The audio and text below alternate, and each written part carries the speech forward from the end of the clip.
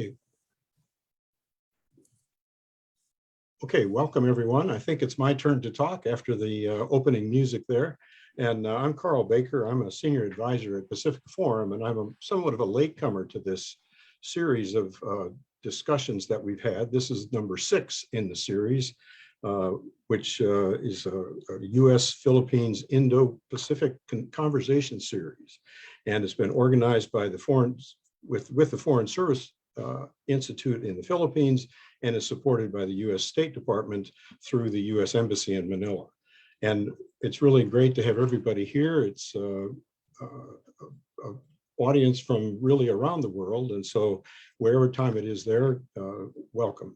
And the initiative we're working on here was launched last year and aims at involving the next generation of Filipino and American leaders in contemporary security discourse relevant to bilateral relations and to make their voices heard in the policy circles in both countries. And over the past 12 months, we've had five previous sessions where we were able to connect Filipino young leaders with some of their American counterparts through a series of policy-oriented programming, including the webinar series.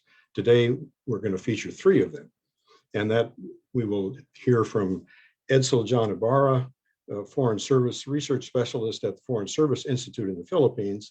And he's been working on research on U.S.-Philippine alliance in the South China Sea. And specifically, he'll look at the relationship between the Philippines as a coastal state and the United States as a user state, and see if there's room for collaboration in conflict resolution between the 2 countries in resolving the conflict in the South China Sea.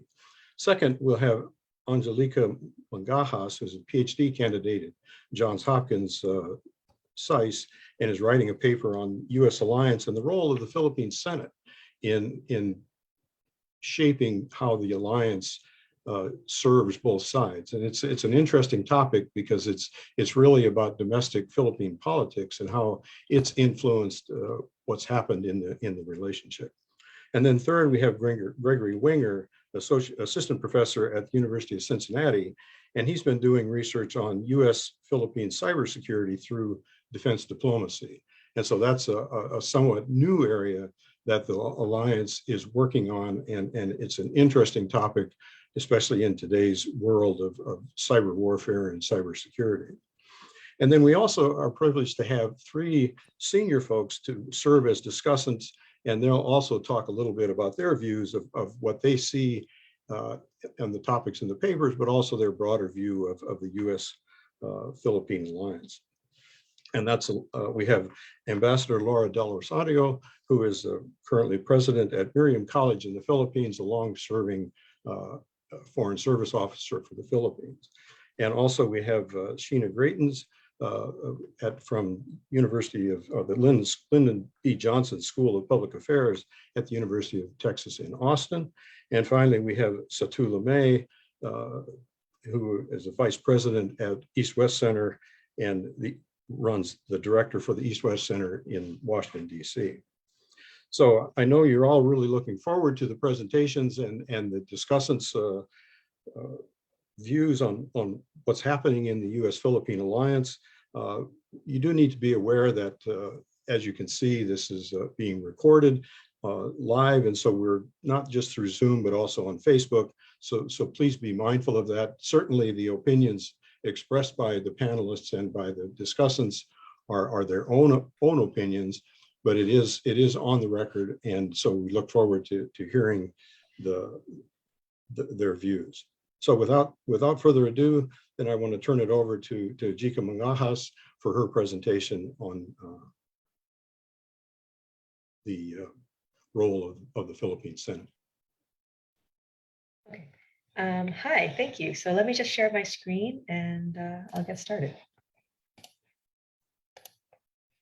Okay, hope everyone can see that. So hi everyone, my name is Angelica or Angelica Mangahas, and good morning to everyone wherever you are. My presentation is called Explaining the Divide, Legislative Positions on the US-Philippines Alliance, and this paper that I've written reflects some work that I've done and that I continue to do to try to understand the domestic politics of Philippine foreign policy.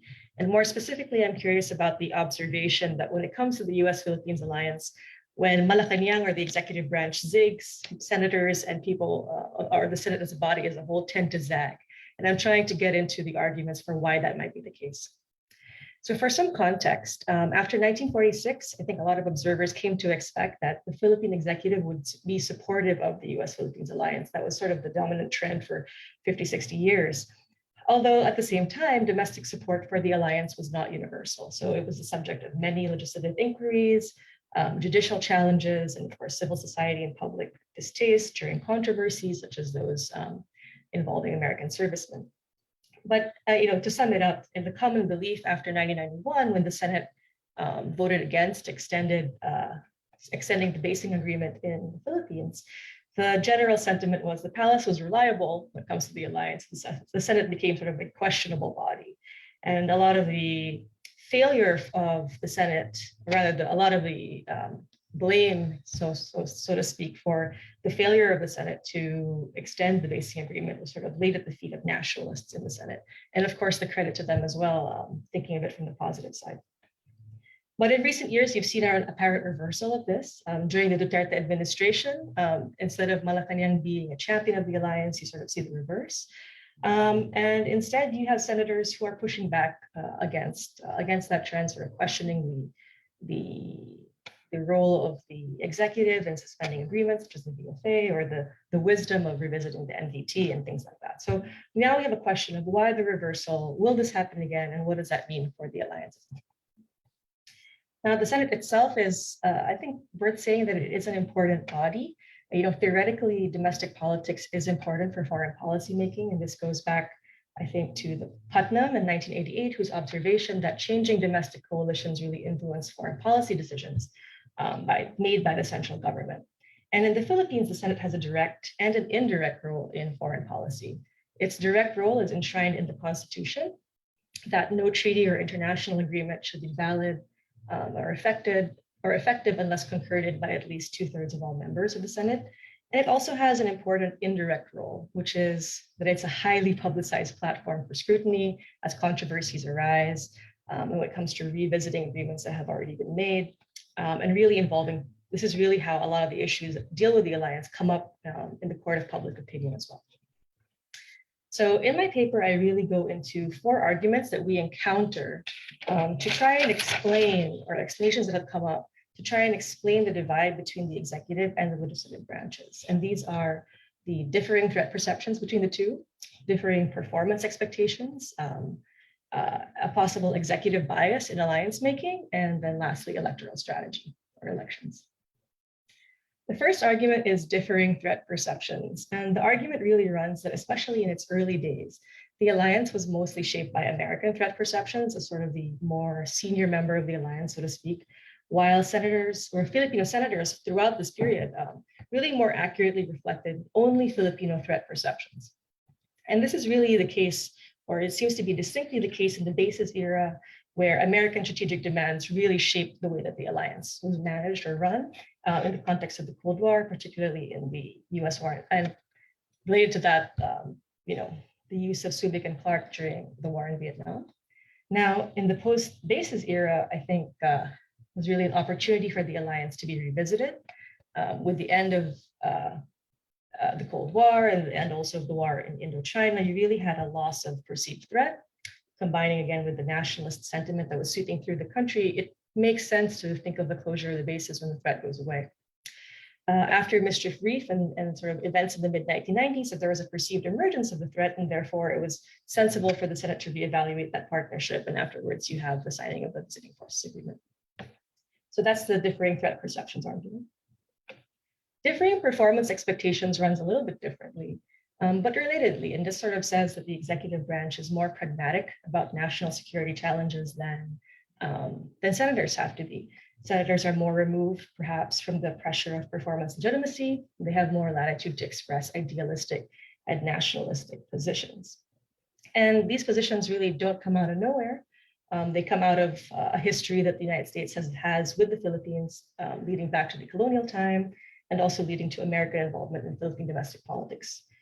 So in the post-independence era, you can't really divorce support or lack of support for the alliance from desires for self-determination.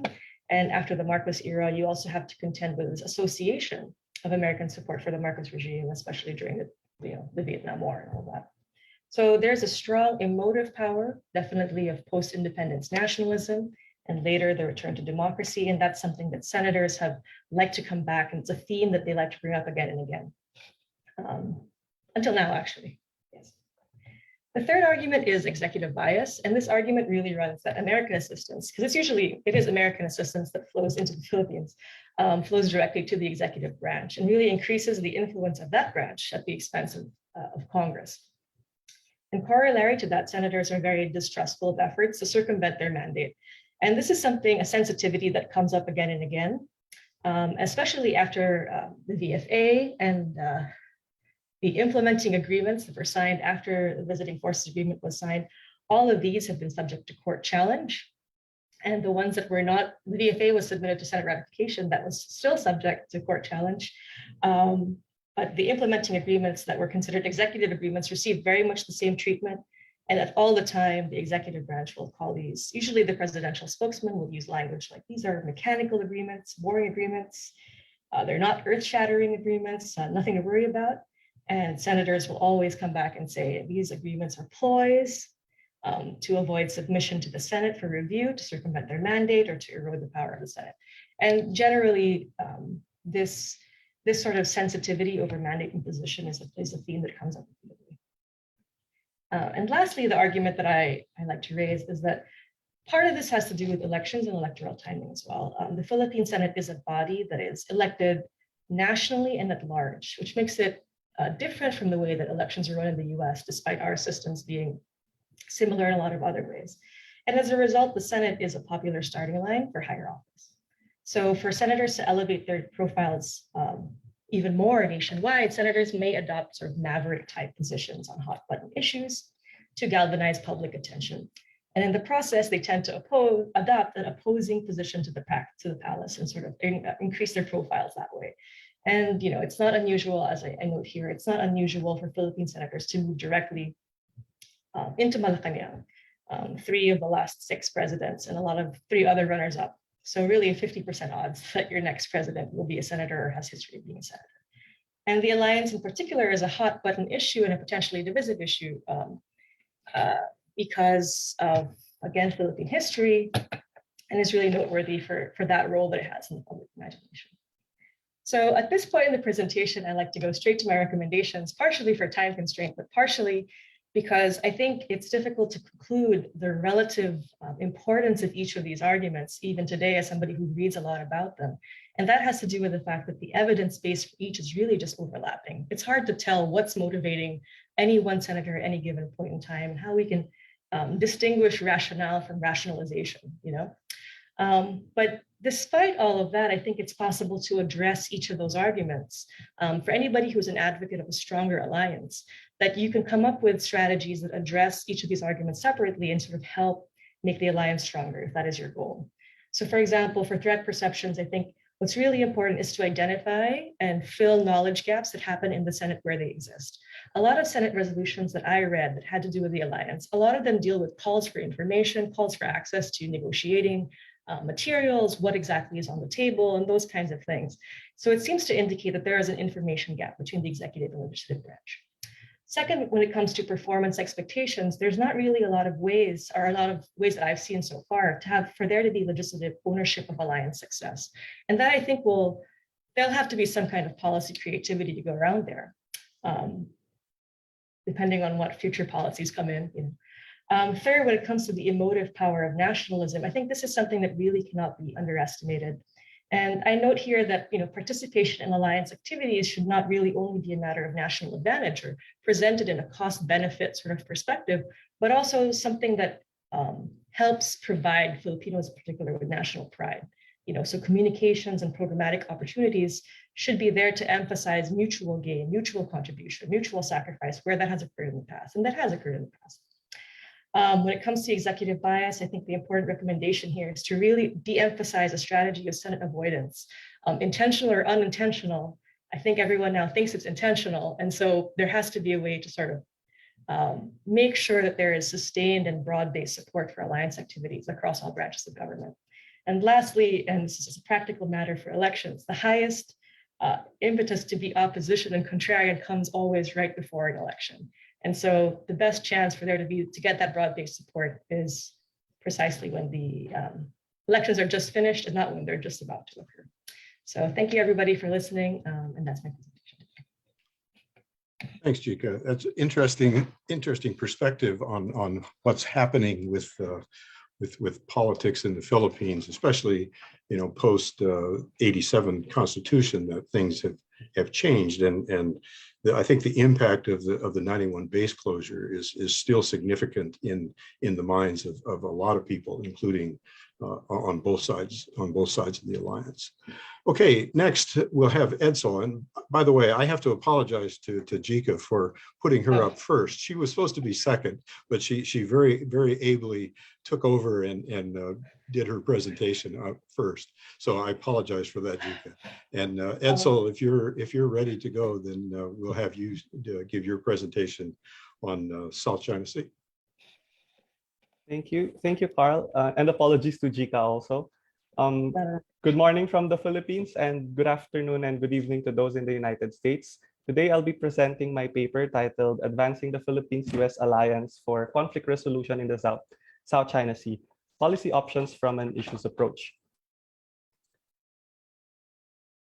So I begin with this problem. Conventional wisdom suggests that involving an external ally in a conflict hinders the resolution of that conflict.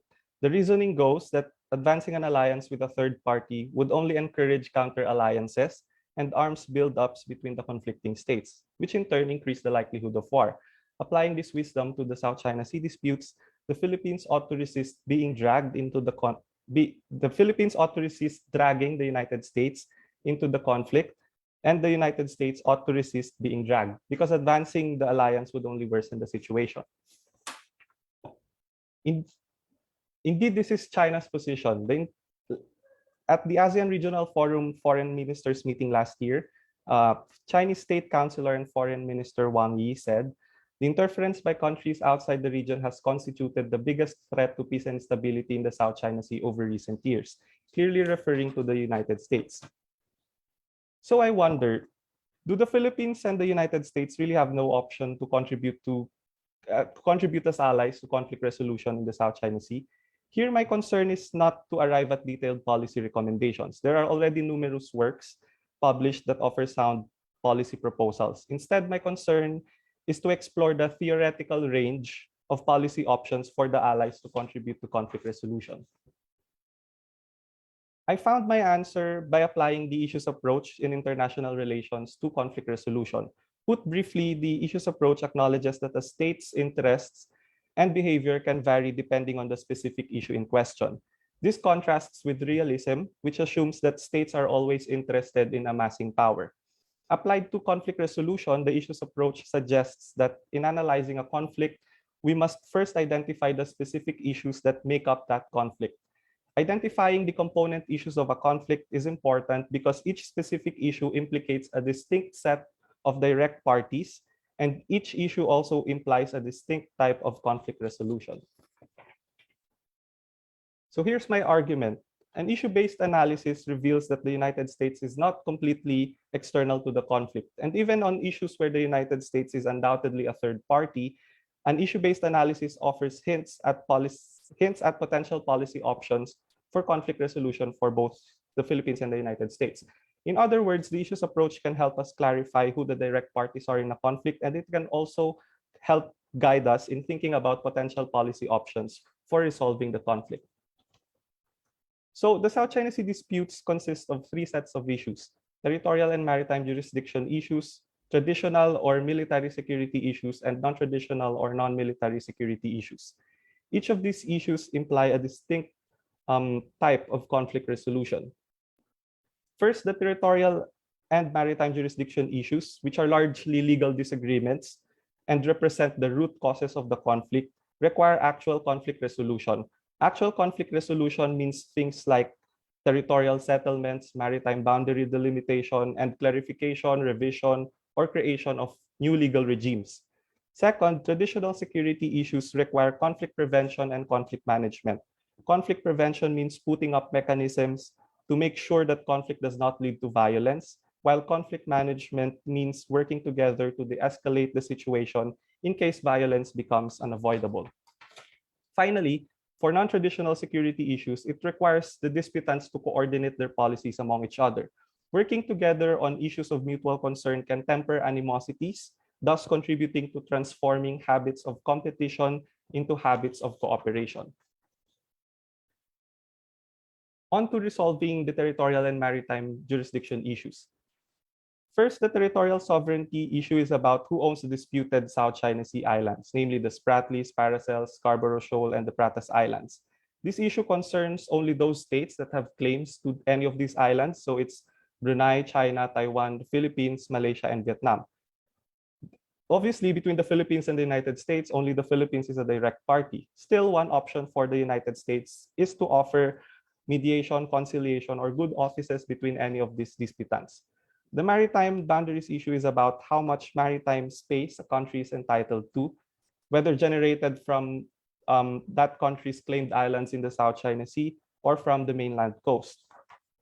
Between the Philippines and the United States, only the Philippines is a direct party, but the United States has explicitly aligned itself with the Philippines over the ruling in the South China Sea arbitration. So the United States now openly rejects China's 9-line maritime boundary claim. Capitalizing on these shared views, one option for both the Philippines and the United States is to jointly promote the arbitral ruling and defend it from disinformation propagated by China. Another option is to use for the United States to use its leverage over China by, for example, making progress on other US-China issues such as trade conditional, with China offering or accepting a settlement with the Philippines aligned with the Law of the Sea Convention. Finally, the maritime rights issue is about the extent to which a coastal state may regulate the activities of other states in their own maritime zones. On the surface, this issue should only involve the coastal states and the user states of the South China Sea. But because coastal state rights and user states obligations are enshrined in international law, this is properly an international problem which should concern all states in the international community. So the Philippines and the United States are both direct parties. The Philippines is a coastal state in the South China Sea, and the United States a user state. In general, the Philippines and the United States could challenge China's self-serving interpretations of the Law of the Sea Convention operationally and diplomatically. Operationally, the United States should continue conducting freedom of navigation operations, or FONOPs, and the Philippines should join or conduct their own FONOPs. The allies can also encourage other US allies or like-minded countries to join in FONOPs or conduct their own missions. Diplomatically, the allies can shepherd an international pro-compliance coalition in order to raise the costs of China's continued non-compliance with the arbitral ruling. Alternatively, the allies can start an initiative for an international law review conference to clarify ambiguous provisions of treaty and customary international maritime law, especially with regard to coastal state rights and user state obligations. On preventing and managing traditional security issues, first, territorial defense and sea control are a problem because they push countries to establish military presence in the South China Sea. If not properly managed, this could increase the risk of miscalculation, which could in turn spiral into armed conflict. On these issues, territorial defense and sea control, the Philippines is a direct party, but the United States is not. Nonetheless, one option for the United States is to help the Philippines achieve a minimum credible defense posture. Aiding the Philippines militarily should not contribute significantly to militarization in the South China Sea because the country still lags far behind its neighbors in terms of military strength. Aiding the Philippines militarily will also allow the country to resist China's military intimidation and so-called gray zone challenges in the South China Sea. Another option for the allies is to work on implementing the 2014 Enhanced Defense Cooperation Agreement.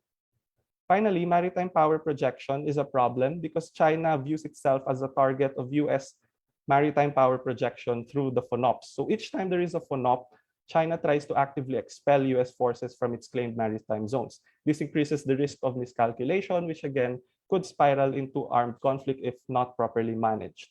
On this issue, the United States is a direct party, but the Philippines is not. Nonetheless, one option for the Philippines is to mediate or simply promote dialogue between its ally and China, especially while the Philippines enjoys relatively warm ties with China. Finally, in transforming non-traditional security issues, on most non-traditional security issues in the South China Sea, the Philippines is a direct party, and so too is the United States, because the impacts of these non-military threats often extend beyond the South China Sea into the world's oceans. Non-traditional maritime security threats are a growing concern among the coastal states of the South China Sea. Chinese vessels have collided with and have sunk Philippine and Vietnamese fishing boats in the South China Sea and have endangered their crews. China has also been accused of undertaking unauthorized marine scientific research activities in the exclusive economic zones and continental shelves of the Southeast Asian states.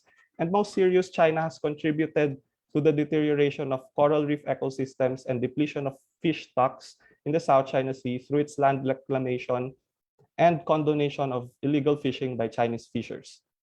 Maritime law enforcement is not yet a big problem, but it's not hard to imagine that it will be. Indeed, China already uses these issues, maritime law enforcement issues, as a pretext for maintaining presence in the South China Sea. They say that their outposts help deter maritime crimes and that they could help fishers and civilians at sea in times of distress.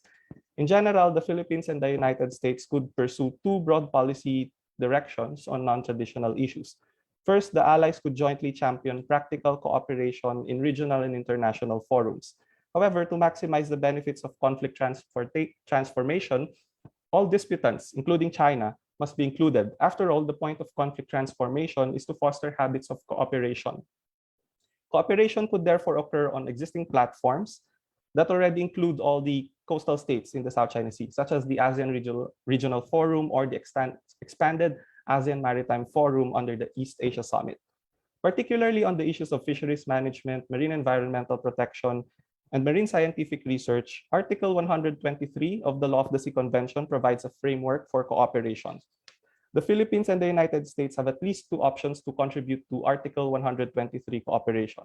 First, the allies could use the Asia-Pacific Fishery Commission as a platform to promote cooperative initiatives on fisheries management in the South China Sea. Second, although the United States is not a member, it could offer financial or technical assistance to the coordinating body on the seas of East Asia or COBSEA and the Partnerships in Environmental Management for the Seas of East Asia or PEMSEA. On the issue of marine resource development, the United States is not a direct party. This issue only concerns the coastal states as long as they exploit the marine resources sustainably. Marine resource development is a potential flashpoint because of inequitable access to fishery resources and offshore oil and gas among the coastal states. On this issue, the United States could help the Philippines improve its capacity to sustainably harvest fish by providing assistance in growing and modernizing its allies' fishing fleet. It could also help the Philippines build its capacity to sustainably extract offshore oil and gas resources in undisputed areas in the South China Sea. So to conclude, the case for US involvement in the South China Sea is often couched in the language of interest. Certainly, the United States has vital interests in the South China Sea, but interests can change and wane over time. The United States is not just an interested party. Indeed, on certain issues in the conflict, the United States is a direct party or a disputant. On these issues, the United States should rightly involve itself in the South China Sea disputes, and the Philippines should rightly invite its allies. And even on issues on which the United States is undoubtedly a third party, advancing the Philippines-US alliance could still potentially improve the situation. Indeed, the Philippines and the United States have several policy options to help resolve the South China Sea disputes, as hopefully I have shown. All we need now is political will, perhaps, from US and Philippine foreign policymakers and deep commitment from all parties in the South China Sea conflict to peacefully resolve their disputes. Thank you very much. Thanks, Edcel. I think it's really useful to disaggregate those issues and see that there isn't just one line that you have to take, that there's really other ways to look at how to resolve the conflict in the South China Sea. So that's a useful, I think, a very useful way to look at it. Thanks. Okay, and next we'll have Greg look at cybersecurity. Good evening, everyone. I want to just start off by thanking my co-panelists and the discussants. It's really an honor and a pleasure to be invited to speak tonight. I also want to take a couple moments to thank FSI and the Pacific Forum for heading up this leadership initiative. Past couple of years have been difficult for all of us, and it's really been a fantastic opportunity to work with some colleagues, to meet new people, and to contribute in this forum. So thank you very much. I'm going to lose my professor card, but I'm actually not going to be using a PowerPoint this evening. Instead, I think it's more useful just to kind of talk through some of these emerging issues of cybersecurity and the role that the US alliance with the Philippines plays in that dynamic. Specifically, my research focuses on the evolution and growth of cyber conflict and cybersecurity as an international and national security issue, and how that has factored into the US-Philippine alliance. The heart of my research is this question of alliance evolution. Alliances are weird in a lot of ways. They're incredibly useful, not arguing that. But also, when an alliance is created, it kind of also uniquely reflects the circumstances, the geopolitical conditions of its inception. In the case of the US-Philippine alliance, the MDT reflects a lot of the early Cold War concerns about containment and military development, the conventional military threats. And that's when the alliance was created, that's when the documents, that's when the treaty is signed. But for an alliance to remain useful, to remain relevant, to have an alliance fulfill its purposes, it needs to grow, evolve, and adapt in concert with international relations. And the US-Philippine alliance is actually a very good illustration of how this evolutionary process takes place.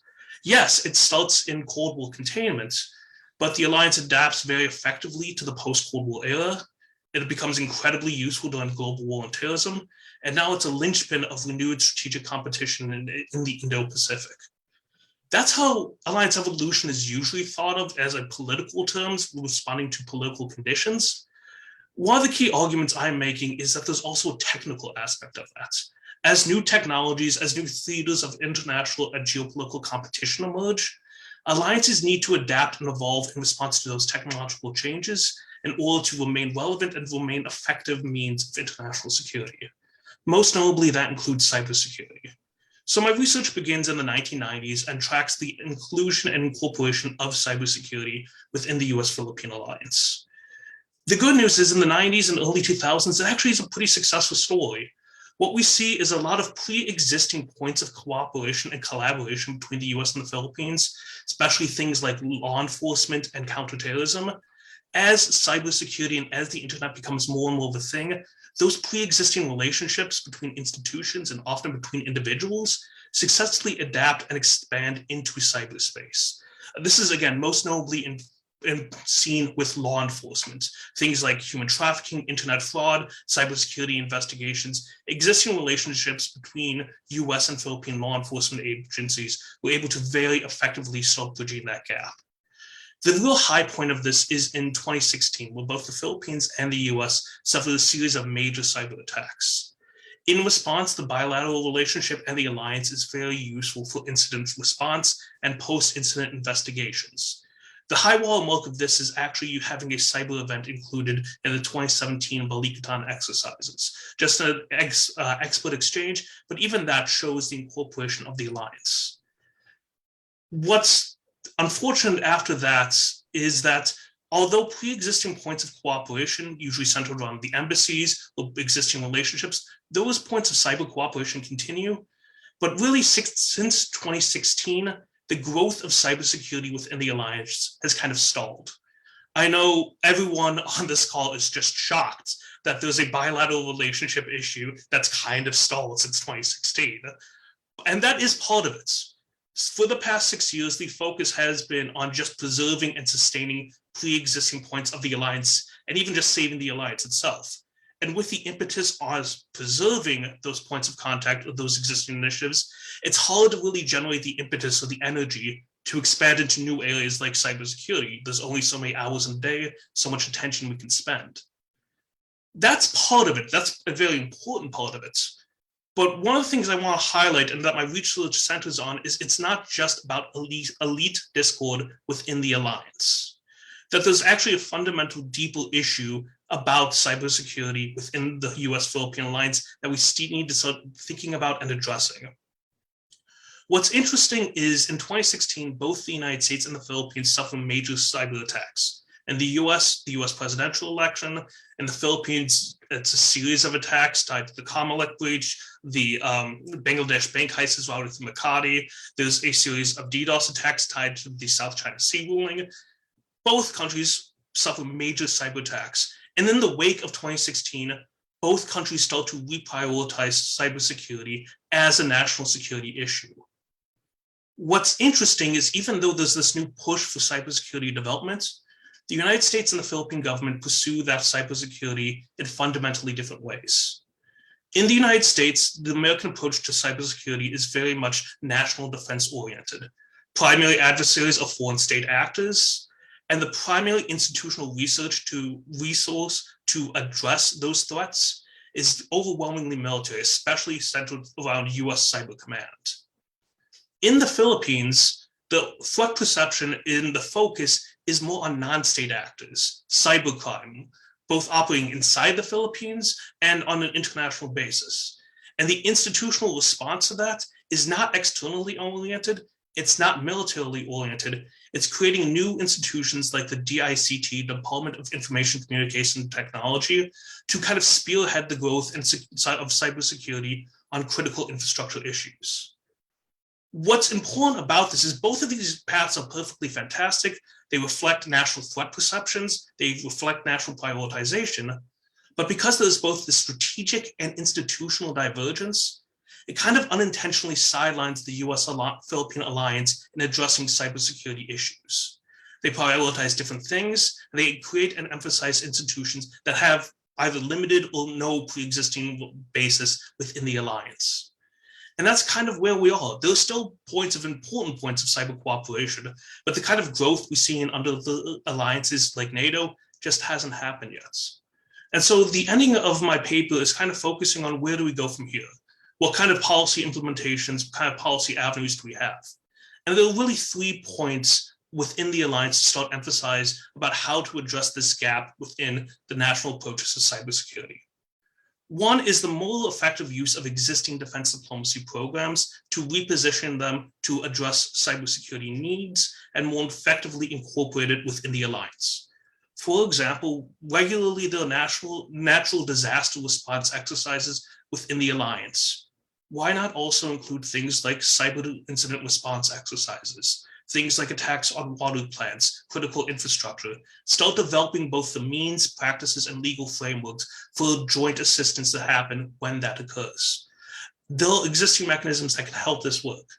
For example, my home state of Ohio, through the state partner program, the Ohio National Guard regularly on an annual basis has cybersecurity exercises with our partners in Hungary and Serbia.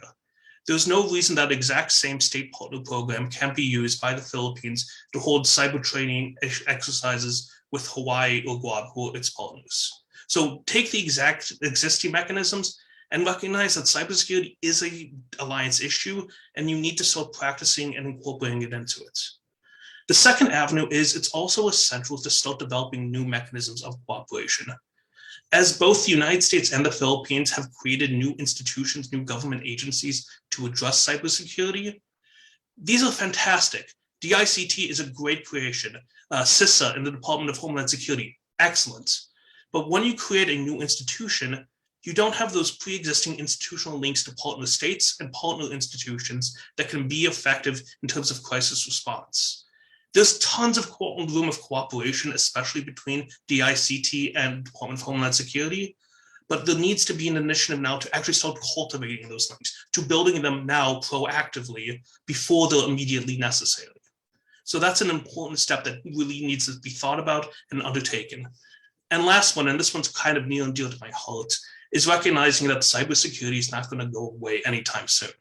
We live in a digitally connected world. This is not just a temporary 1-2 year problem. This is a generational problem, possibly multiple ones. And so even within the alliance, we need to think about that long time horizon. Education and educational cooperation is a central part, not just to the alliance, but the entire US-Philippine relationship. Going back to the earliest days of both the colonial occupation, but even through exchanges like Fulbright, Cebu needs to be part of that. Part of both student exchanges, program developments, developing capacity building, not just technical capacity building, but human capacity building. Again, there's that strong tradition within the alliance, and that's an immediate ground for future cooperation in cybersecurity. Thank you very much. Thanks, Greg. It's an interesting perspective on how to update the alliance in some respects. And we won't tell the university that you didn't use PowerPoint, and hopefully we'll get away with it. Okay, thanks. 3 great presentations.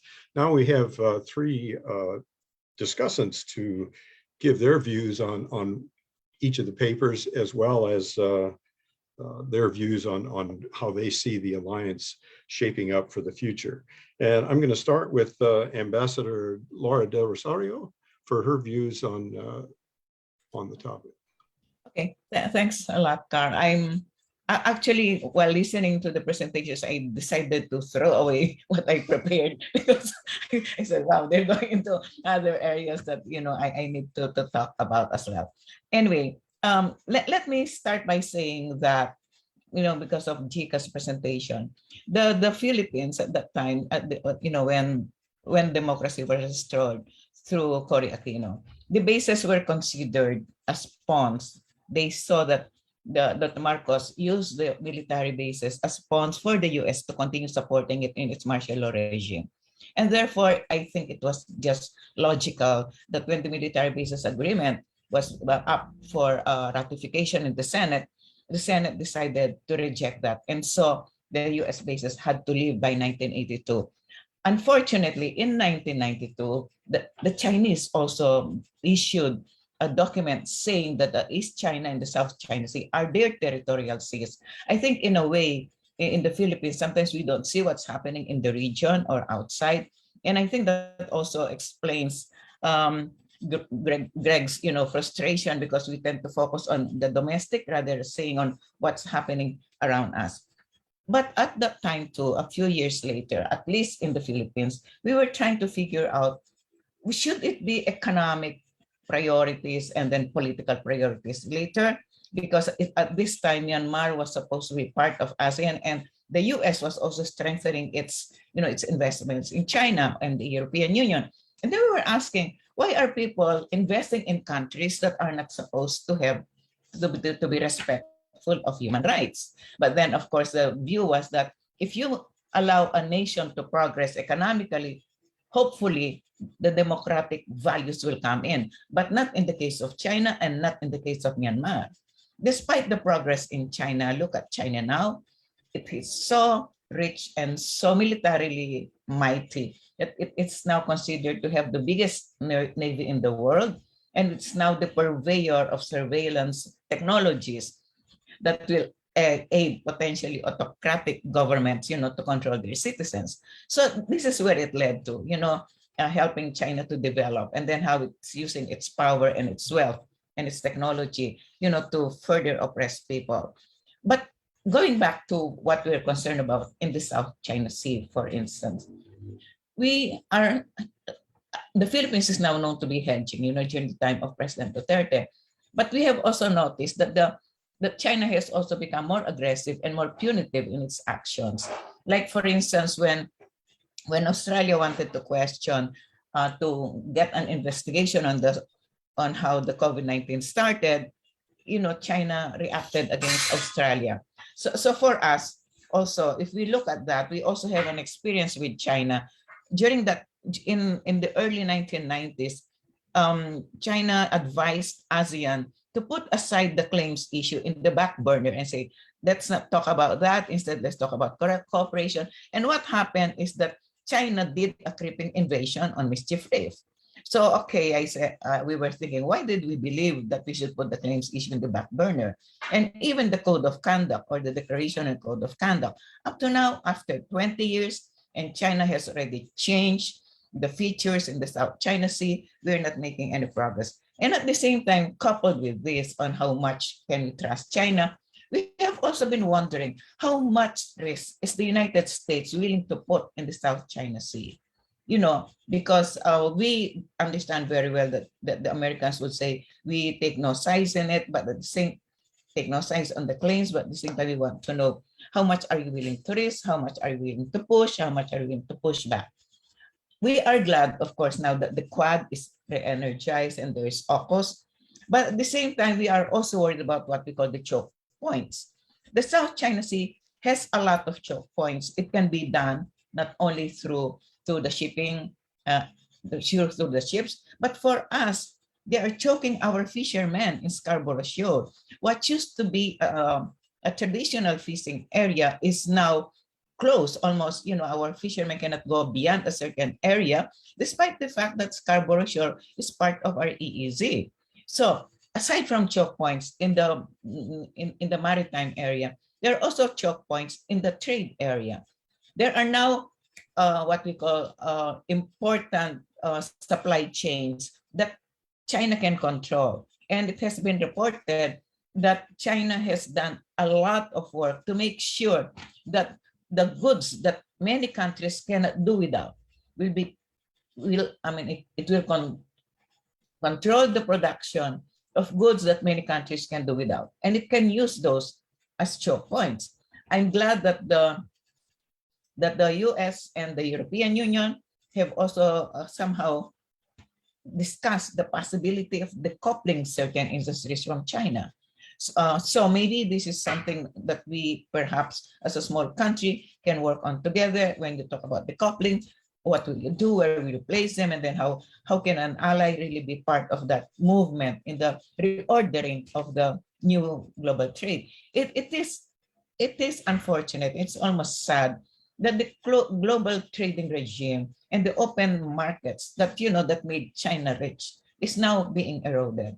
But going back to the South China Sea issue, what we are most concerned about, of course, is the marine life around us, our access to the resources, because it is hurting the most vulnerable sector in our society. So if ever we would like to be able to work on the marine issues, the conservation of the marine biodiversity, the improvement of fisheries management, and in a way also securing the food security, protecting food security that's coming from the South China Sea. Now, we are facing elections in a few months. We don't know whether the new president will also echo the sitting president by saying that the arbitral tribunal is just a piece of paper that can be thrown in the wastebasket. If we have a different president who will somehow backpedal on that, we hope that we can work on how we can promote really an observance of the arbitral ruling and also on the protection of international law. But should we have a president who will just prolong what Duterte has done as far as the arbitral ruling is concerned, then we really have to sit down and figure out how can we work on this. But in the meantime, we hope that we can really progress in our work, in our joint research, in our joint work in what Edcel called the non-traditional issues and how we can make them into transformational areas for conflict resolution and cooperation. Thank you very much. Thanks, Laura. Great recap of the discussion. Next, we'll have Sheena Greitens give her perspective. Terrific. Well, first of all, thank you. Those were 3 excellent presentations, and I'm really delighted to have the chance to listen to them and to discuss them tonight. I had a couple of thoughts.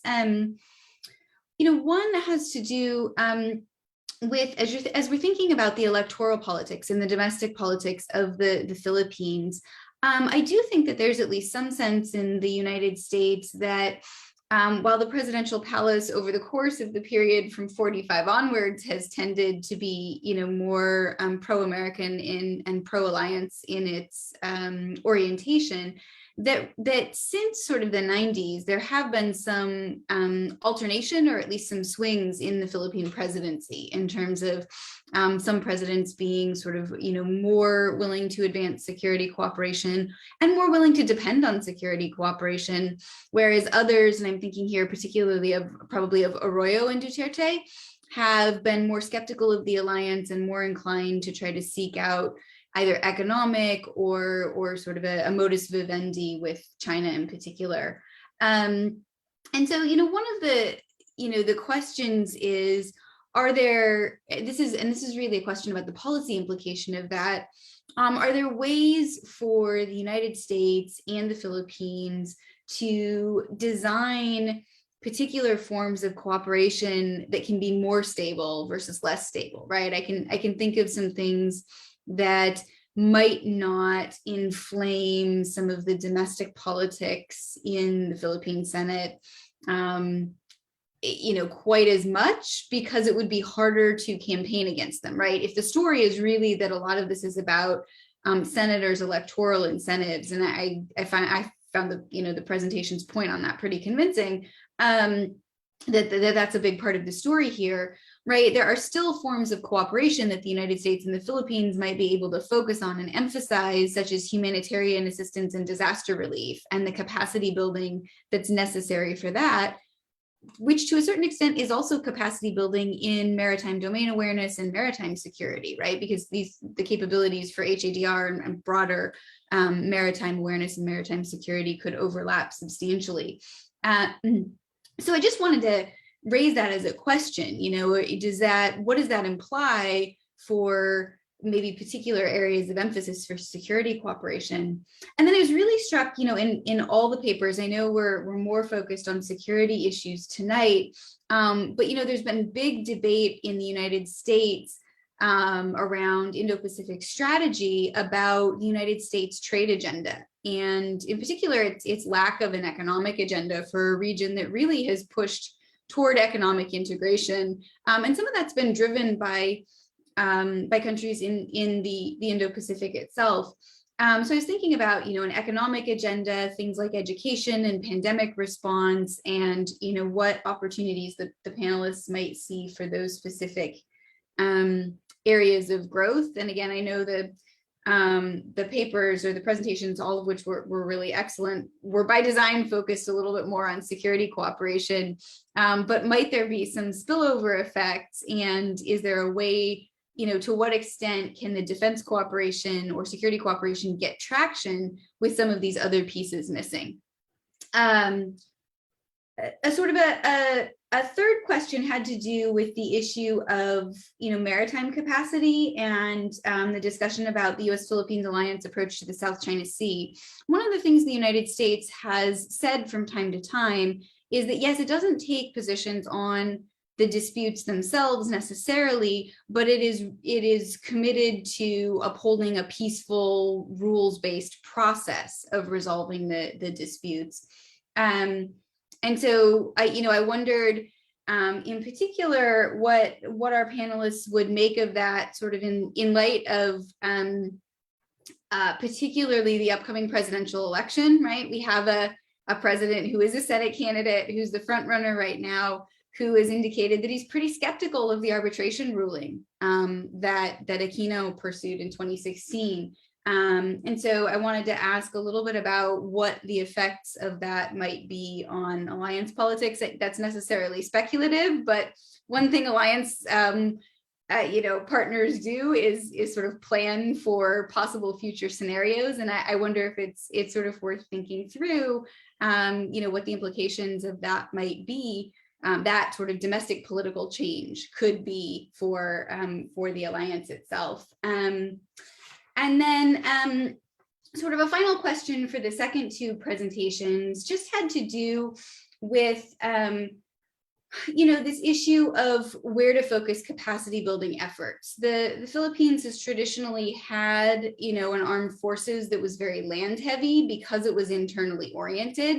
And it's been really, difficult to try to pivot both procurement and just the services themselves towards sort of more air and maritime capacity. And that's partly because of the internal demands of the HADR, requirements of the archipelago that I mentioned a few minutes ago. But it's also just that there is a sort of longstanding emphasis on internal security among the AFP, and some of that is very, very path dependent. So as we're thinking about things like, maritime capacity focus and again, then, this is a question for cybersecurity, right? Where would be sort of on a short list to start these conversations, because it seems like the agenda is potentially vast and the scale of desired changes could be huge, but in a world of scarce resources, limited attention, limited capacity, what are the sort of immediate next steps that each of you might recommend going forward? I would just be really curious to hear a little bit more about those recommendations. I think I'm coming close to my time, and the panelists have a lot more interesting things to say than I do. So I'll stop there and turn it back to you, Carl. But again, thanks. These are terrific presentations. It's great to see this work being done. I'm really excited for what that says about the Alliance itself. It's an important topic, and I'm glad we have smart, very capable people who are saying really interesting and important things about it. So thanks for having me tonight. Yeah, thanks, Sheena. Several good questions for the panelists to think about from your ideas. Now we have last discussant is Satu Limaye from East West Center. Are you still here, Satu? Yeah, well, thank you very much, Carl, and greetings to everyone. And a special thanks to the Pacific Forum and to the Foreign Service Institute for this invitation to join you. It's a real honor and pleasure to be able to engage with this next generation of specialists on the U.S.-Philippine Alliance. Look, we've had not only first-rate papers, but terrific commentators from my fellow discussants, Ambassador and Professor Greitens. So just make a few comments on each paper, just kind of things that really struck out, and there'll be a combination of kind of a comment and a question, I hope. On the issue of domestic politics, I found this fascinating, and the case study of the Senate in particular. I think it holds up on its own in terms of the analytical framework and the 4 factors. I guess a couple of questions I'd love to know more about in the context of examining the role of the Senate in the Alliance, and that is, what's the Alliance equilibrium vis-a-vis other institutions in the Philippine process? I was struck some years ago reading the Supreme Court case in the Philippines on its ruling on the EDCA, on the Enhanced Defense Cooperation Agreement legality. And I found those opinions written by the court to be quite revealing about threads in long-running debates within the Philippines about the alliance. So I'd just love to know more about, if you took, I don't know, you could take several institutions, but at a minimum, the public opinion, the role of the court, and for example, even the armed forces of the Philippines, the AFP, how they would rack and stack vis-a-vis the role of the Senate, and I thought that was quite interesting. And the fact that the alliance is a hot button issue, quite right. It has certainly ebbed and flowed. We've had difficulties over our history. Here we are on the 75th anniversary of formal diplomatic relations.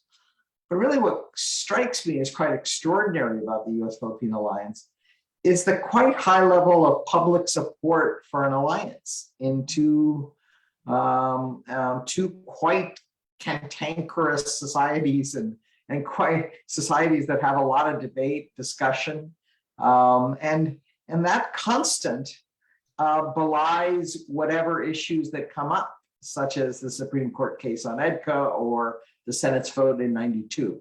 So I was trying to kind of assess the institutions, but also assess the continuity of support for the alliance. And I'd love to know more about that and welcome that paper.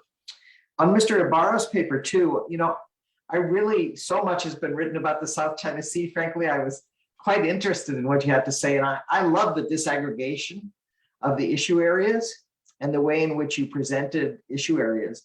I guess if I haven't read the paper in full because I was sort of tasked to do the cybersecurity paper, but I really was curious about this phrase, the US is not completely external to the conflict.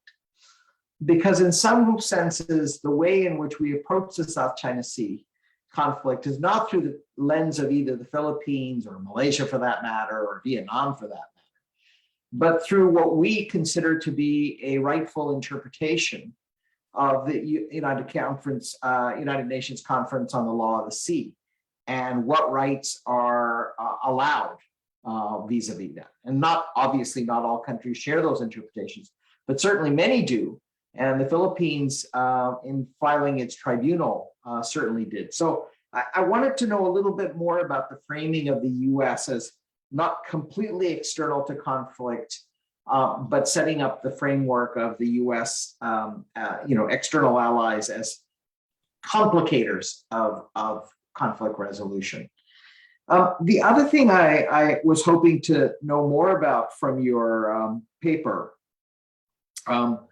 is that it's quite true that there are these different issue areas, but the central issue is about what is and isn't rightfully sovereign territory of the Philippines, both territory meaning land and sea.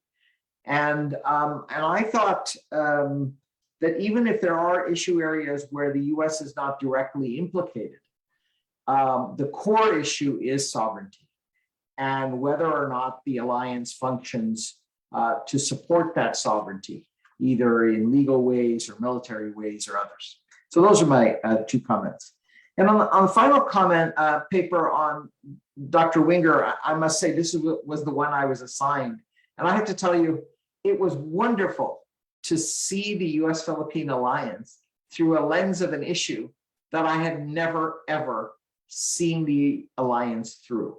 So looking at the development of cybersecurity in the US-Philippine alliance as a kind of lens through which to see the transitions, the ups and downs, the achievements, the shortfalls of the alliance was really, I thought, extraordinarily, for me, interesting, in not least because, unlike you, I had not spent time working that issue and thinking, okay, well, if we leave aside South China Sea and in support for internal conflicts and HADR and Cold War and basing and rear area support for Vietnam, if you looked at it through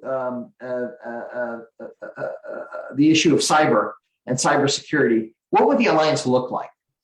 And I thought I'd mention two more details in that. I thought it was great that you got beyond elite politics and elite differences that have sort of predominated the discussion of the alliance during the last couple of years and talked about differences of interest, perception, and need on cybersecurity. And I wondered, though, whether since I spent the weekend, this is what international relations geeks do. They read the Indo-Pacific strategy over the weekend so they can justify watching several hours of the Super Bowl.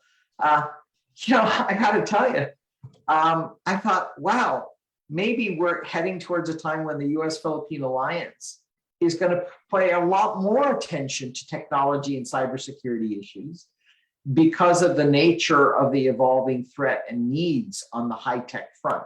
So whether that's 5G or secure technologies or resilient technologies or technologies used to support both HADR, military, and economic arrangements, there might be even more privilege and attention given to cybersecurity. So I wondered if you shared that.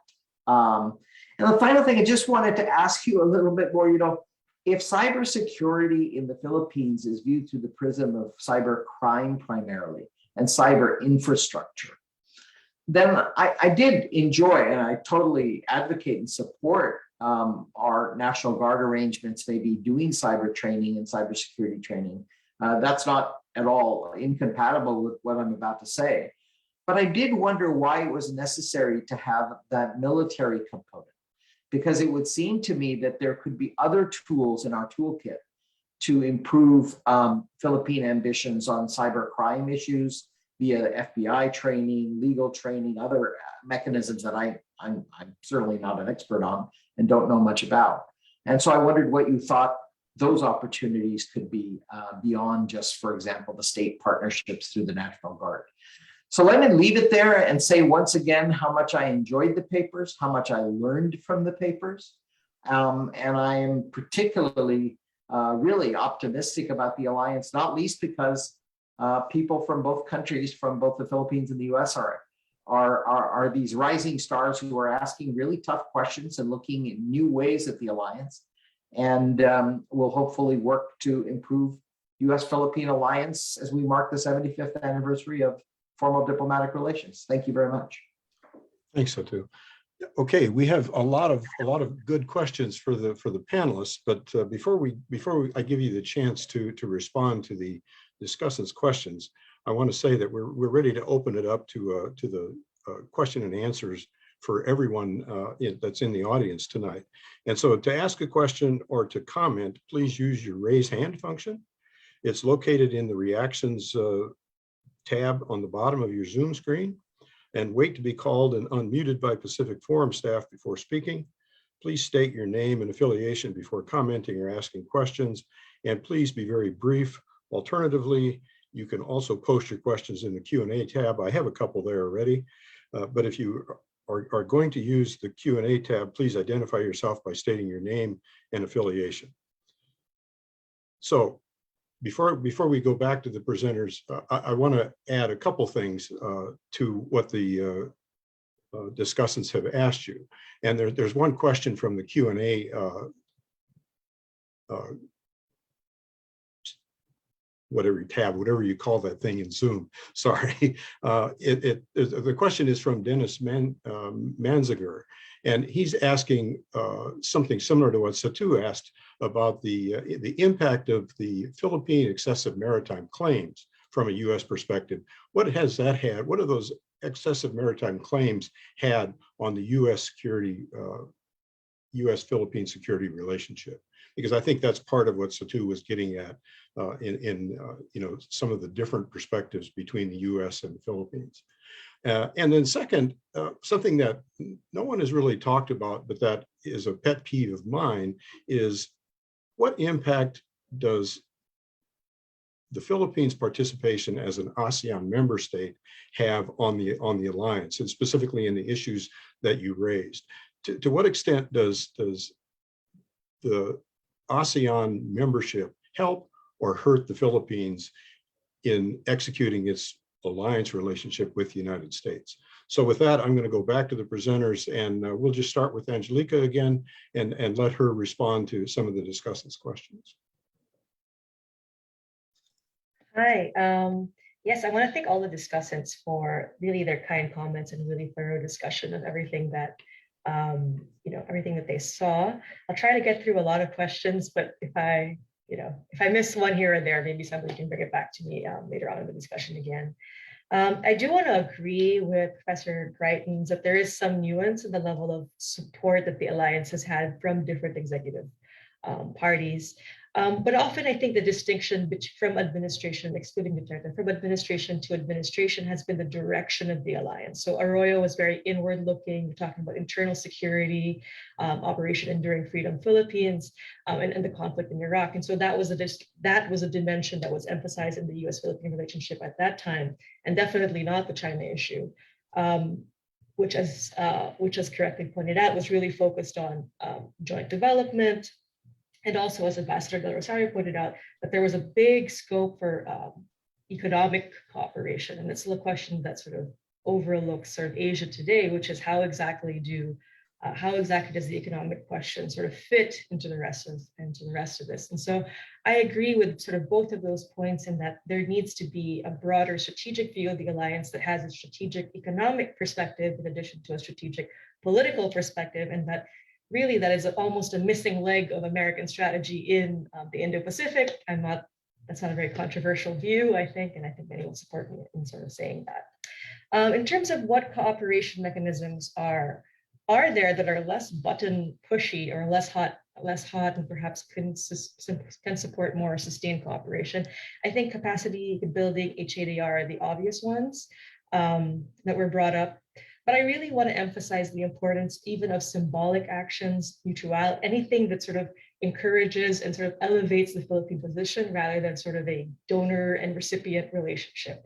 The importance, I think, of the returning of the Balangiga bells that happened several years ago, those were things that the Philippine administrations had worked through, had requested for several successive administrations, but only come sort of later on. But these symbolic gestures are really, I think, welcomed in the Philippines. And those are the kinds of things that are low cost, everybody's happy, people feel a degree of mutual respect when those kinds of efforts are taken. In terms of what the alliance equilibrium is and who the other factors are here, I think the right actors are being identified. It's the AFP, the DFA, of course, and the courts themselves. Now, in terms of how how they operate, I think a lot of the similar, obviously not the same in terms of the electoral strategy, but definitely the themes of nationalism, independence, mutual cooperation, self-reliance, really ideational ideas are transcend all of these actors, but will influence influence them relative to what they can do in those positions and what they're the games that they have to play in their own and then their own institutional constraints. And the AFP in particular is such a unique body that really deserves a lot of its own analysis in terms of its internal versus external focus that other bodies aren't as constrained by. I really like this point also about alliance support. How do you translate the fact that there's diffuse support in Philippine society for the United States? And this comes up every single discussion, I think. 93% of Filipinos have a positive view of the United States. Why is the alliance not 93%, why can't we translate that? And it's a very classic, I think, political economy problem where you have precisely this problem of diffuse support versus concentrated organized support. And when you have those characteristics, the small group with concentrated and organized interests who are able to articulate demands, lobby for them, approach their representatives and all of that, those people will always win out than the general mass of goodwill. And I think that is a challenge for any political, I think, group or body to get to. How do you get organized? How do you, articulate concrete costs and benefits in front of people who think that you should matter? A classic lobby question. I don't know what the answer to that is. That is going to be the problem, I think, for the next administration, whatever stance they choose to take on the alliance. So those are my answers for now. I think people can come back to me if there's more they want to explain. Thanks, Jika. Edcel? Thank you, Carl. Thank you too for the discussants for their comments. I'd like to start first with Carl's and the question in the Q&A about excessive Philippine maritime claims. I'm not sure I understand exactly what excessive maritime Philippine claims means, because from the Philippine perspective, we have tried to align our claims with UNCLOS, which allowed us to win the arbitration case. Although the Philippines has not suspended the presidential decree that drew the irregular polygon over the Spratly Islands. I think the jurisprudence now in the courts and the sentiments of the government also is to see those as regulated by Article 121 of UNCLOS, the Regime of Islands Clause, in which we are not claiming everything in that box. We're only claiming the qualified features therein. We're only claiming high tide features, because you can only claim sovereignty on high tide features, and we only claim territorial seas around those features. We do not claim unlike the 9-dash line where seemingly China claims the water and the land and everything therein. In the Philippine polygon, the current interpretation in the recent baselines laws and the recent Supreme Court jurisprudence is that Article 121 of UNCLOS applies. And so I think from the Philippine perspective, our geographical claims are quite aligned with the law of the sea convention. Second off, I'd like to thank Ambassador Del Rosario's comments, and I fully agree with her about the importance of economic development in particular. But I want also to focus on marine economic development in particular, because I think this is a developmental opportunity for the Philippines to have more growth and to develop economically. After all, we are an archipelagic country and our future is on the seas. But right now, we don't have the capacity to access those resources from the seas. And that is what we need. And that is what I hope the Alliance could provide for the Philippines in the future. I also agree with Ambassador Del Rosario that we have to be prepared for a new emerging international economic order. But to connect it to Professor Greitens' question, I think the Philippines relies on US leadership here. We don't like saying it, but we really don't matter as much in the grand scheme of things in the international arena. And so we have to rely for US leadership on revising or upholding the global trade regime. Now on to Professor Greitens' questions. She asked, is there a way to make the Philippines-US alliance more stable? I think one way to do that is to invest in multilateral institutions. And this would also connect it to Carl's question.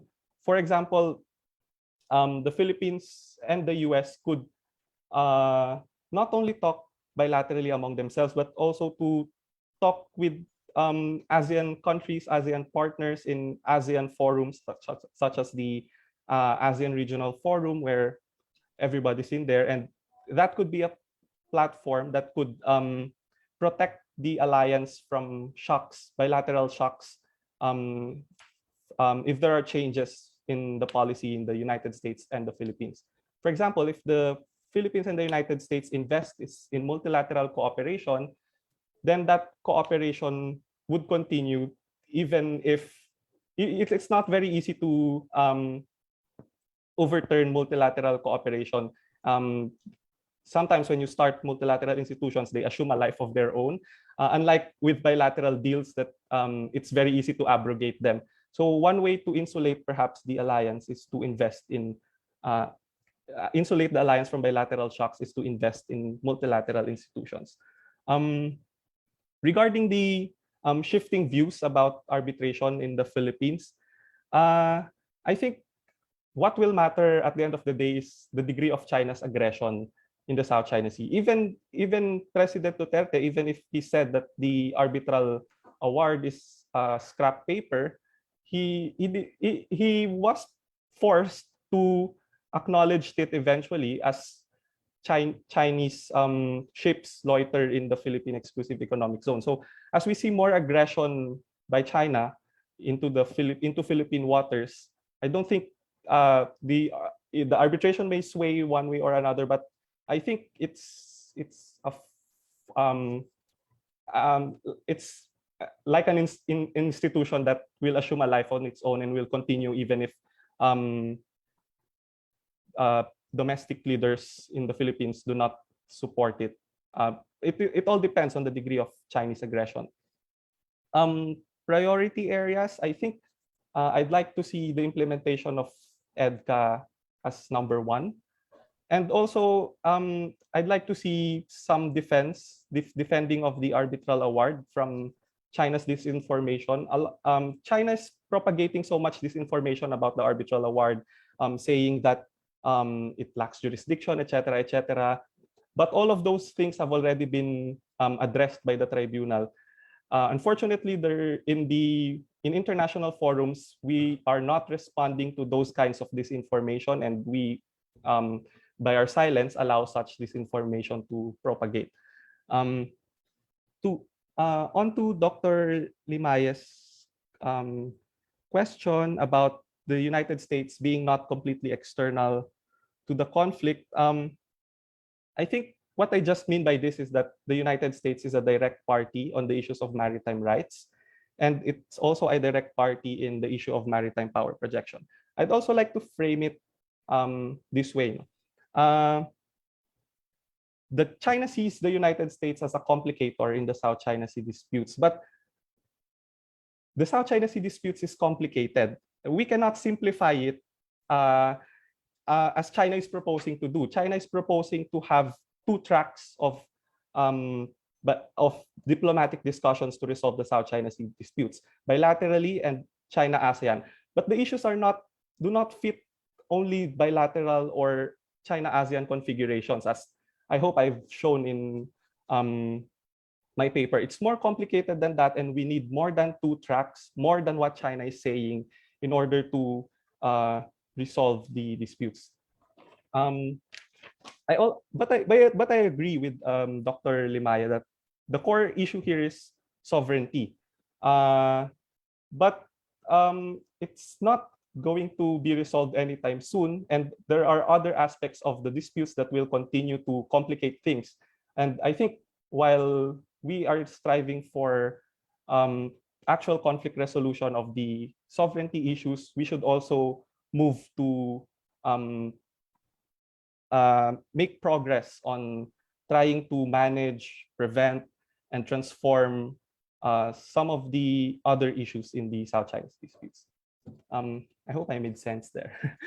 Thank you. Okay, thank you. And Greg, if you want to respond to the questions from the discussants. Yeah, thank you all for those fantastic comments and questions. It's actually nice. My answers to Dr. Limaye and Dr. Greitens kind of parallel each other, so it breaks down nicely. To begin with the question about advanced technologies, absolutely. I mean, if you look at AUKUS, when we talk about AUKUS, the submarines always get the attention. But the real significant parts of AUKUS in about like 20 years or so, it's not just the submarines, it's cooperation on advanced technologies, future technologies, supply chain securities, quantum computing. That's going to be huge dividends. So what's interesting this is future technological development is being identified as an alliance issue already. And I absolutely think that there's room for cooperation between the United States and the Philippines and advanced technology. And this is especially when Dr. Greitens' comments come into it about economic cooperation. The big thing and emerging thing / huge thing in cybersecurity right now is supply chain security.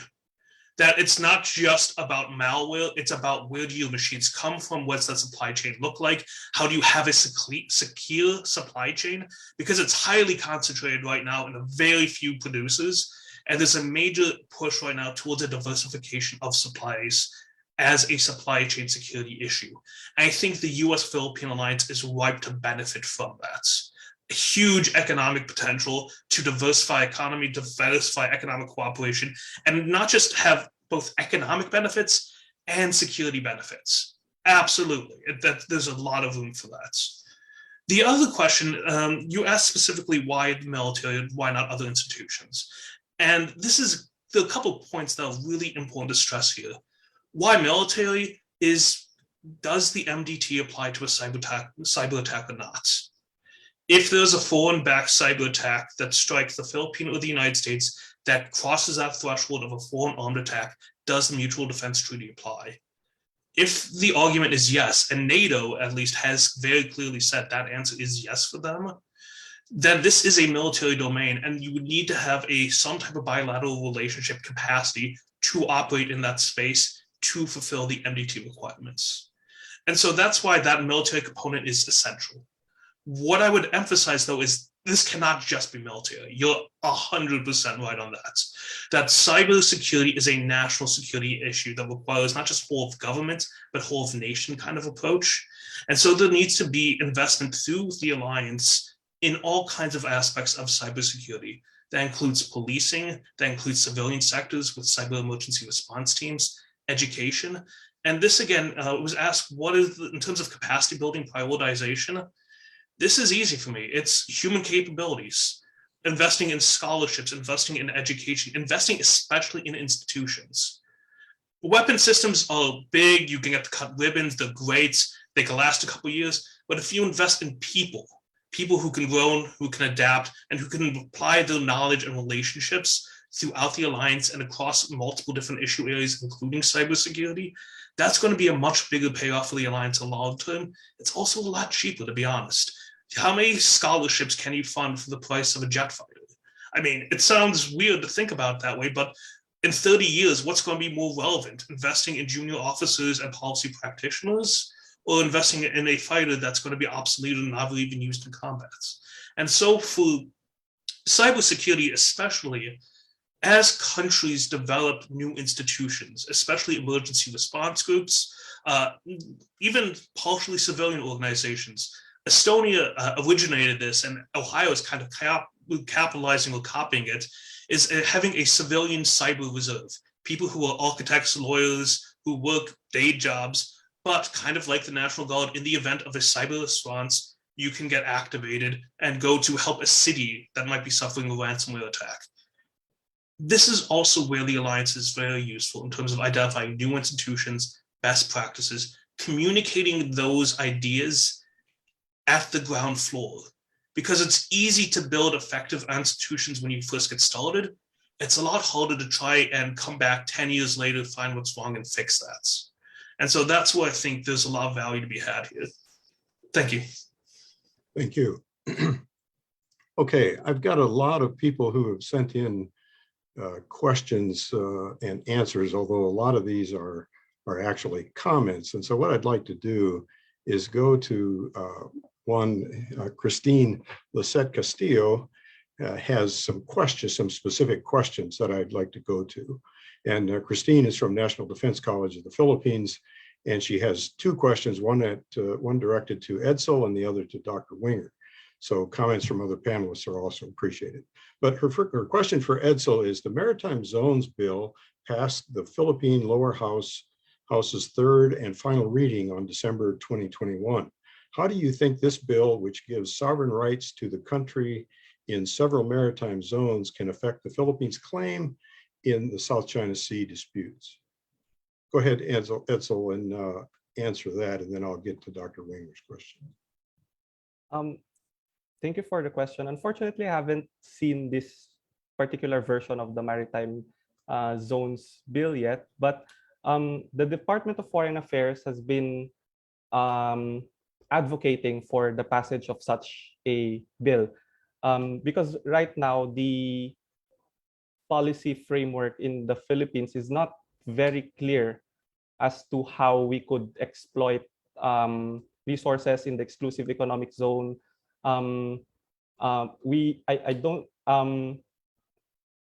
Many of our laws are very old laws, very old presidential decrees regarding the exclusive economic zone and other maritime zones, the continental shelf.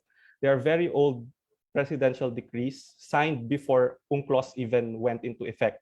And so what a maritime zones bill would do is to update the Philippine domestic legal framework in order to clarify some of the confusing language from those old laws and align it better with UNCLOS. So I think the Philippine government has really been committed to aligning our claims with the Law of the Sea Convention. And that is what we've been trying to do, and that's what the Department of Foreign Affairs has been convincing lawmakers also to do. So this is a welcome development if ever that this gets passed also in the Senate and gets enacted by the president.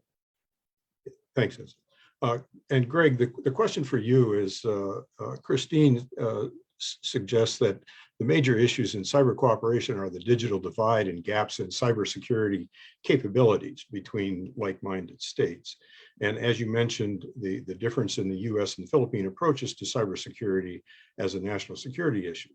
And her question then to you is, how do you think these issues affect the alliance on cybersecurity going forward? And what role does defense diplomacy play in this regard? Yeah, so there are two kind of separate issues here with slightly different answers. When we talk about capacity building in cyber, one of the major issues, especially with the digital divide, is infrastructure. This is an issue that, frankly, the United States hasn't done extremely well with. It's one thing to go around the world and say, don't buy Huawei stuff, But if you want to close that digital gap, you need an affordable way to help developing states develop effective, fast internets. That's true in the United States with neighboring states like West Virginia. And it's absolutely true in the Philippines as well, in terms of investing in critical infrastructure in a safe, affordable way, so that countries and allies like the Philippines don't have to decide between a digital future and a digital security, which is unfortunately a lot of things that have happened. That's the critical infrastructure question. And again, that's something much more for wealthier partners like the United States to start thinking about and caring about. The other question, and this is actually weird for cybersecurity, is when we talk about capacity building in cybersecurity, we're not talking about expensive items, not like the kits, not the equipment. Arguably, cybersecurity is a very low barrier of entry in terms of equipment. And arguably the technical and capacity building or capabilities gap within cyber is much, much shorter and much smaller than with, say, Air Force or Naval Forces or Land Forces, just because it is relatively affordable and relatively cheap in terms of equipment. The bigger issue in terms of a capability gaps and a digital divide for cyber defense capabilities is the talent gap. This is the current crisis everywhere. You talk to police forces, you talk to companies, you talk to militaries. As soon as somebody gets trained up in cybersecurity to be an effective actor or effective agent, they're going to go to the private sector and get paid huge amounts of money. And so there's always this question of trying to chase a relatively small number of people who will seem to be effective operators in that. And that's the problem, because talent is the key to capabilities in cybersecurity. And if you cannot cultivate that talent or retain that talent, is when you have capabilities lag. This is where I argue that education is important, that it's important to develop cybersecurity education programs, capabilities, human capital, continuing education, older individuals who want to learn new skills, to have the capability for them to learn those things and potentially to be applicable in the private sector, certainly in kind of hybrid roles through volunteer organizations, and also in military and state capabilities. One of the things that's important is, for years, and this has been a huge source of frustration in the United States, it's always been, how can we get the Silicon Valley tech people to come work for the Department of Defense? That's not going to happen. What you can do is find people who are interested in national security, national service, and actually support them to train them so they can learn cybersecurity, then either have work requirements or have them follow the clear path that they were already on as police officers or military officers, but just also specializing in cybersecurity. And so that's that knowledge gap, and that's why it's important to invest in that kind of program and institutional development, especially in education. Thanks, Greg.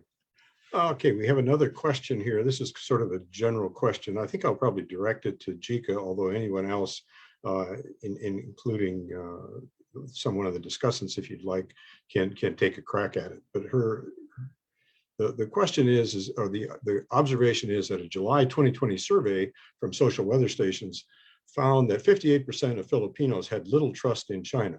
This is in stark contrast to what the current Philippine government's foreign policy is. Why is there such a disconnect? Jika, would you care to take that on? Great question.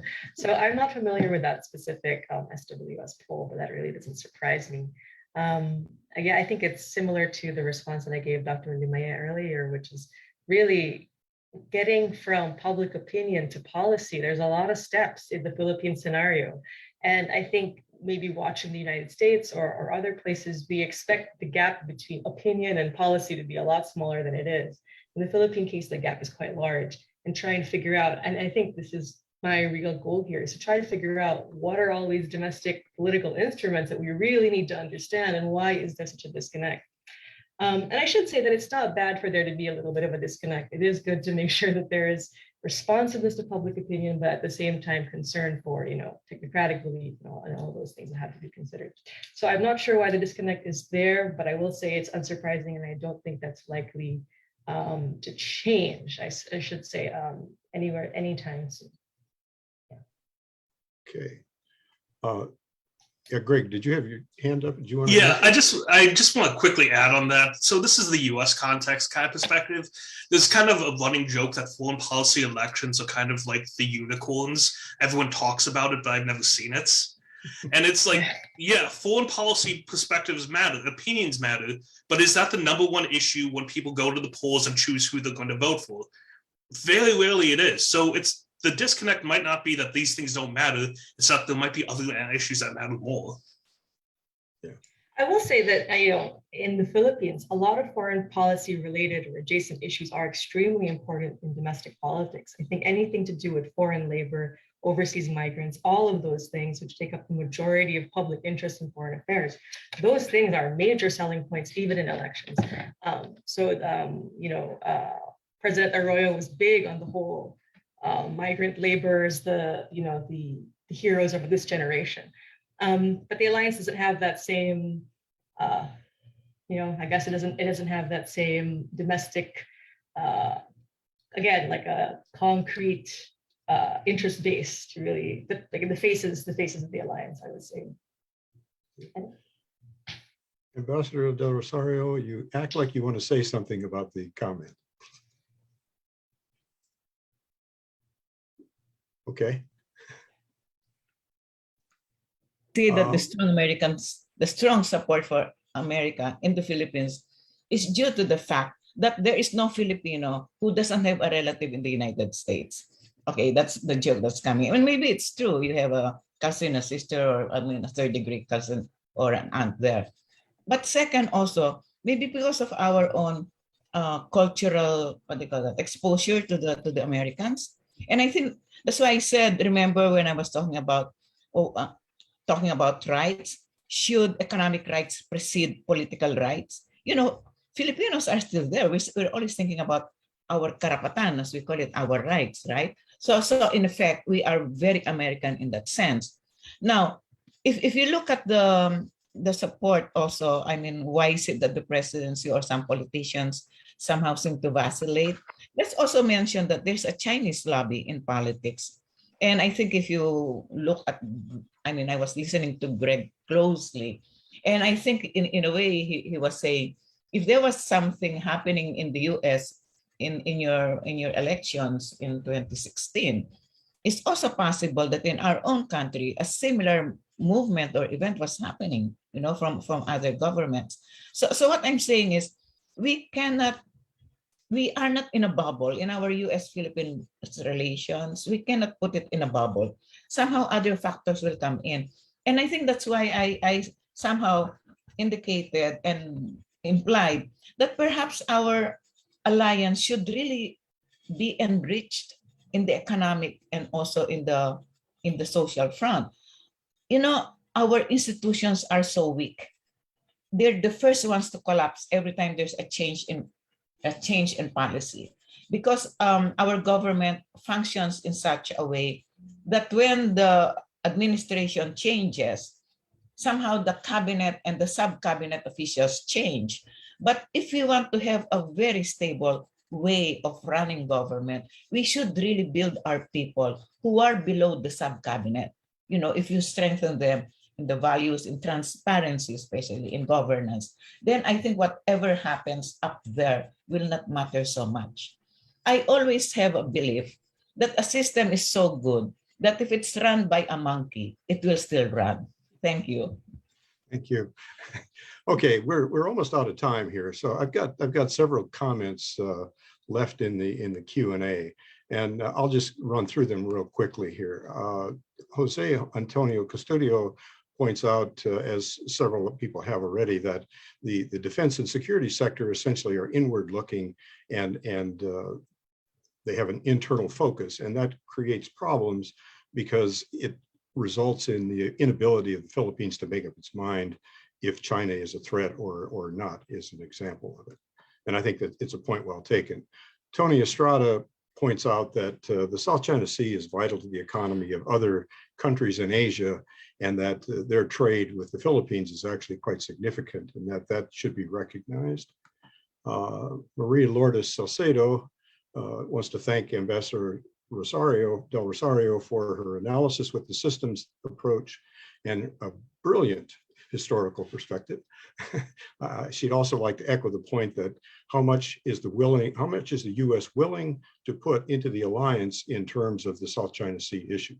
over the years, the United States has wavered on its involvement, freedom of navigation, and does not want to take sides on the sovereignty issues. I think that's just an observation. Okay, and then we've got Tony Estrada again with a comment about decoupling from China is already happening, especially after the COVID supply chain issue. Japan budgeted $100 billion to bring some Japanese firms back to Japan. US is also starting to bring back through laws pending. How is Pacific Forum participating in the discussion in terms of the Philippines' long-term outlook of decoupling and considering US trade with the Philippines is larger than the Philippines with China? Well, I think I can speak for Pacific Forum is that we do have discussions with China on some strategic issues. We also are, of course, engaged in the rest of Asia, talking about strategic trade controls, which is a large part of what that discussion is about. Is how do you really separate the economy from Chinese influence, given that it is so integrated into the global supply chain at this point. It's not an easy problem to solve. A comment from Efren Buendia. I may not agree that the Philippines does not matter that much. The country is strategically located in the Indo-Pacific and critical to US national interests, as well as interests of Japan, Taiwan, South Korea. It's the oldest US ally in Southeast Asia. It shares important security ties with the US as a major non-NATO strategic partner.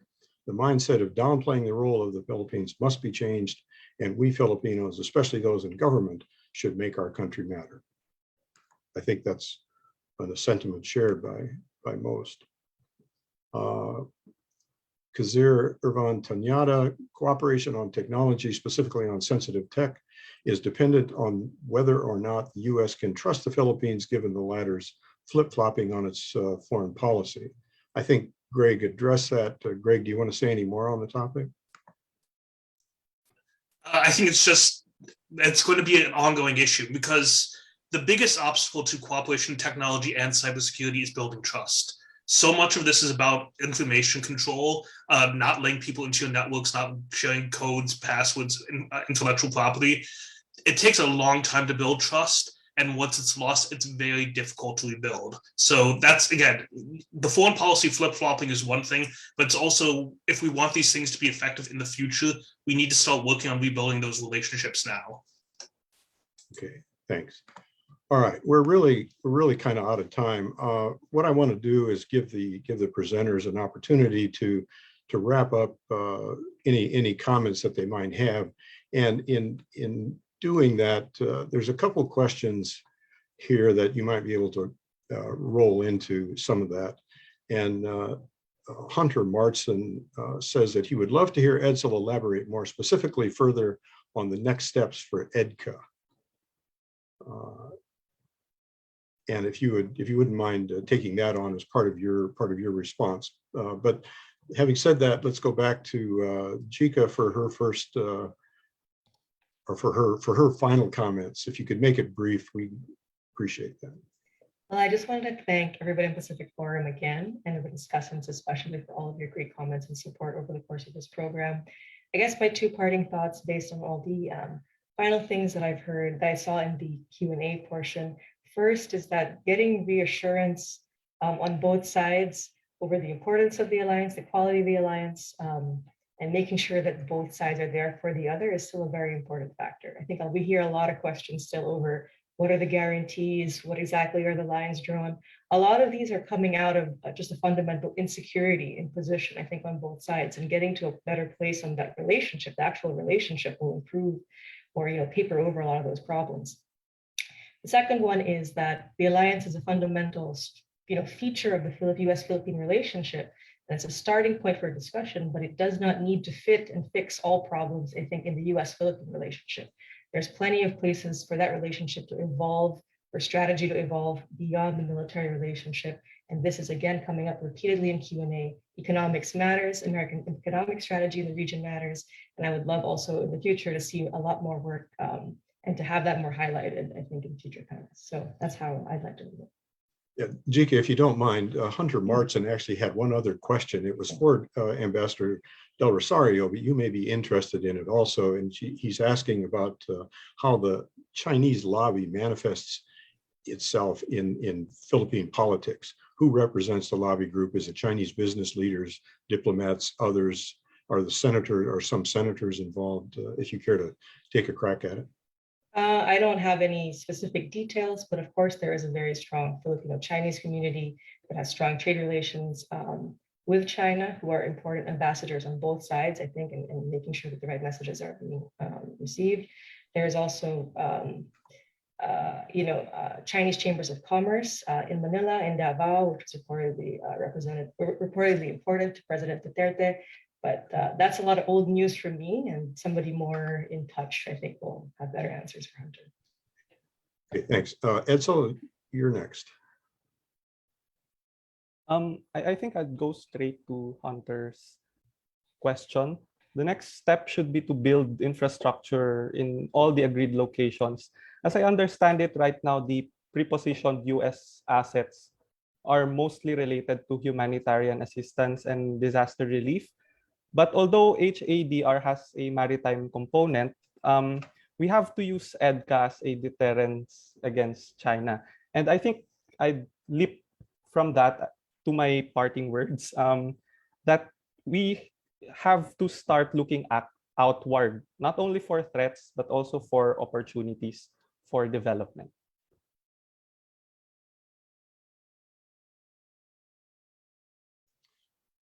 Okay. That's it? Oh, I lost your voice, Edcel. You're on mute. Yeah, that's it for me. Oh, okay. All right. Sorry. Okay. And then final word for Greg. Thank you very much. I'd again very much like to thank the Pacific Forum, the fellow discussants, fellow panelists for great conversation. I just want to end by saying we tend to focus on the difficulties and negatives about the US-Philippine alliance, and I'm kind of very optimistic about it. I think when we focus so much on certainly the political dramas around it, the difficulties, we lose sight of how genuinely resilient and successful this alliance has been.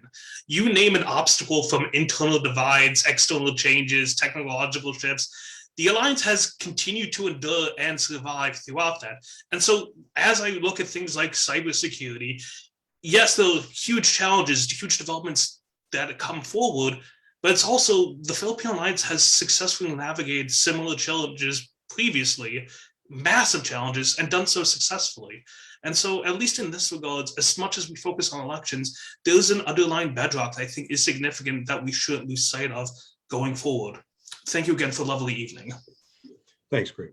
Okay, before we end, just let you know that we'll be publishing a special edition of Issues and Insights that contains the written works of the folks that you've heard from today, plus others who were involved in the year-long project. So that's coming up, and if Jeff and I are ambitious enough, we should get it out by the middle of March, we're hoping.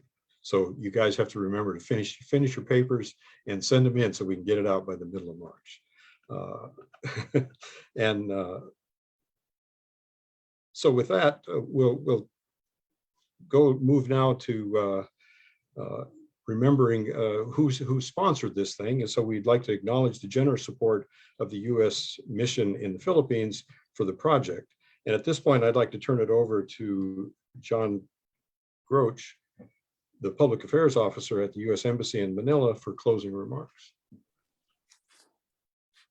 Thanks, and hi, everybody. Is it Mr. Baker, Carl, or Dr. Baker? Carl. Carl, thank you for getting my last name correct, which nobody ever does. That was impressive. Thank you all, and I'm going to make this brief because this has been a very rich discussion, and I know the off-the-record discussion is pending.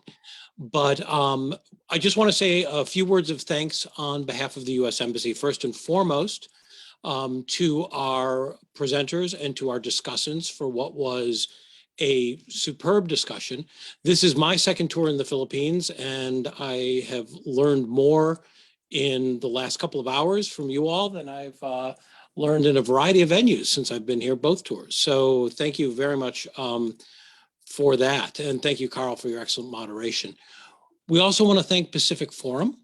This event, as some of you may know, is part of a larger collaboration with Pacific Forum, which is now in its 11th month. It's a collaboration called the U.S.-Philippine, I have to get the name right, U.S.-Philippine Young Leaders in Security Dialogue, and is a project that in and of itself is part of our much larger effort to engage the next generation of Philippine leadership on issues of importance to both our countries, not just security issues, but across a range of governmental, economic, and other issues in the region. This kind of engagement is extremely important to us, not just in the Philippines, but in the Indo-Pacific region broadly. The Indo-Pacific is, as we all know, a very young region. About 60% of the population of the Philippines is under the age of 35. And so, you know, I often tell our interlocutors and even some of my colleagues at Post, we're not engaging young people in the Philippines. If we're talking to people under 35, we're talking to the Philippines. We're talking to the majority.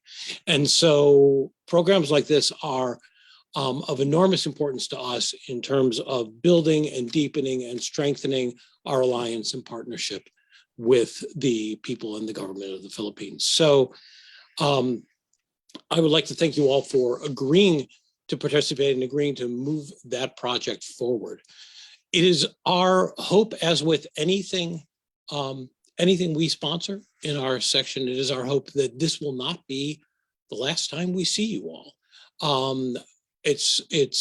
We look to conversations to be ongoing. This particular project will come to a conclusion in the not too distant future, but certainly our discussions of security and our engagement with next generation leaders will not be drawing down. So we hope those of you who are on the call, both those of you who were presenting, but also those of you who are listening in from the Philippines, will continue to engage with us. We'll continue to look for opportunities to connect to the embassy and to participate in embassy-related programs related to this. On that note, I will, I guess, draw things to a close. Thank you very much, everyone, for your participation. Thank you very much, everyone who is online, for your interest in this extraordinarily important topic. This has been a great collaboration, one we have truly enjoyed here at the embassy. And I really hope that you have enjoyed and valued today's program as much as we have. Thank you all. Thanks, John. And we certainly appreciate the support that the embassy has given us in this effort. I think it really is a very, very useful thing. And unfortunately, we had to do it by Zoom, which isn't the ideal way, but it does give us an opportunity to reach a broader audience than we would if we did it in person. So there's pluses to it also, I suppose. So with that, we're going to conclude. We'd like to thank our presenters and discussants and our first cohort in the Philippine Indo-Pacific conversation on Philippine security. So thanks, everyone. There is a closed session coming up, but for the audience, thank you very much and mahalo.